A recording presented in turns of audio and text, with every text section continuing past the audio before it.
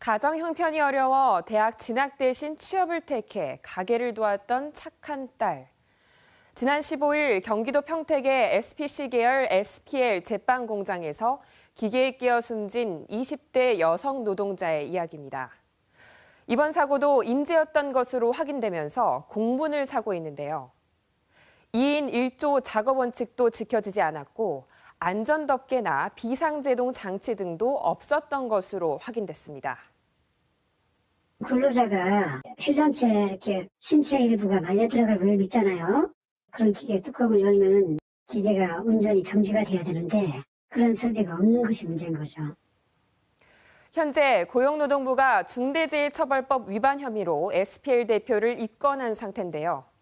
중대재해처벌법, 지난 1월 시행된 이 법은 일정 규모 이상 사업장에서 중대한 산업재해가 발생했을 경우 안전 의무를 이행하지 않은 사업주나 경영 책임자에게 1년 이상의 징역 또는 10억 원 이하의 벌금을 내릴 수 있도록 하고 있습니다. 과연 중대법 시행 후 현실은 달라졌을까요? 중대법 시행 이후 지난달까지 발생한 중대재해는 432건에 사망자는 448명. 지난해 같은 기간과 비교하면 소폭 줄긴 했습니다. 하지만 이 가운데 50인 미만 사업장 등을 제외하면 중대법 적용 대상은 157건으로 크게 줄어들고 실제 경찰이 중대법 위반 혐의로 입건한 사례는 56건에 기소 의견으로 검찰에 송치한 사건도 21건으로 줄어듭니다. 법 시행 효과가 미미하다는 얘기가 나오는데요. 실제로 60%가량이 50인 미만 사업장에서 중대재해가 발생한 건데 50인 미만 사업장 적용 여부는 법 제정 당시부터 논란이 됐었죠. 이 때문에 노동계는 중대법을 더 꼼꼼하게 정비해야 한다. 경영계는 사업주 부담이 너무 크다며 불만을 표출하고 있습니다. 여기에 중대법 위반으로 처음 기소됐던 경남 창원의 두성산업 측이 위헌법률 심판을 신청하면서 논란은 커지는 모양새입니다.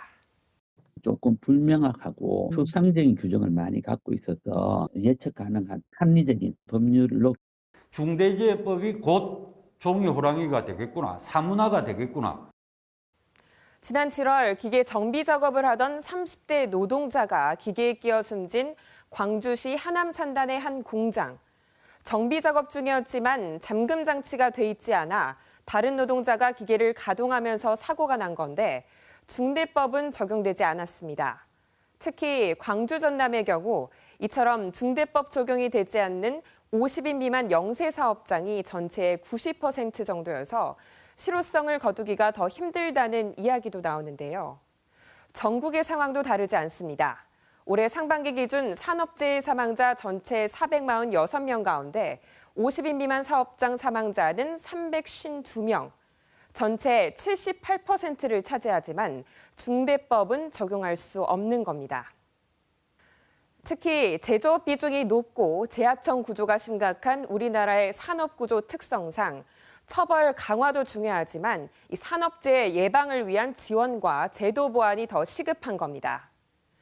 노사가 함께 사업장 안전대책을 심의하는 기구인 산업안전보건위원회나 노조가 위촉하는 명예산업안전감독관 제도 등 유명무실해진 제도들을 적극 활용하자는 주장도 나옵니다. 노동자들이 참여를 보장받지 못하고 있는 구조에서 자꾸 소규모 사업장, 50인만 사업장에서 산업재해는 계속적으로 발생되고 있는 이런 현실입니다. 산업안전보건 컨설팅을 하는 산업안전보건센터가 만들어지는 게 실질적으로 도움이 될 것 같습니다.